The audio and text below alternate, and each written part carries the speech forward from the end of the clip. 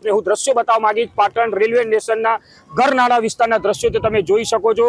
જે સાયકલ ચાલકો છે તેમની અડધી સાયકલ પાણીના અંદર છે।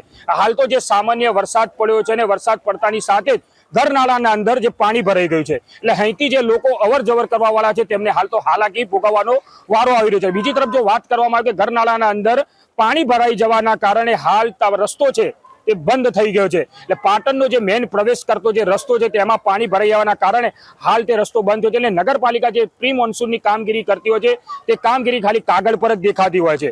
જેમ કે તમે જોઈ રહ્યા છો હાલ તો જે સામાન્ય વરસાદ પડ્યો છે અને ગરનાળાના અંદર પાણી ભરાઈ ગયું છે અને તે રસ્તો તમામ બંધ થઈ ગયા છે। એટલે પાટણના બીજા રસ્તાની જો વાત કરવામાં આવે તો કોલેજ ગરનાળું છે, પરંતુ તે પણ પાણી ભરાવાના કારણે બંધ થઈ ગયું છે। સાથે જે રેલવે ફાટકનો જે રસ્તાનું બ્રિજનું કામ ચાલુ છે તે પણ રસ્તો હાલ બંધ છે।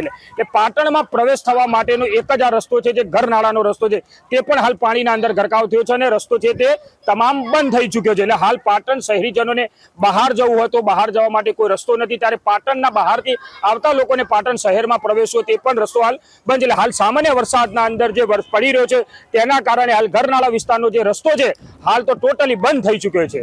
એજાજ મંસૂરી, એબીપી અસ્મિતા, પાટણ।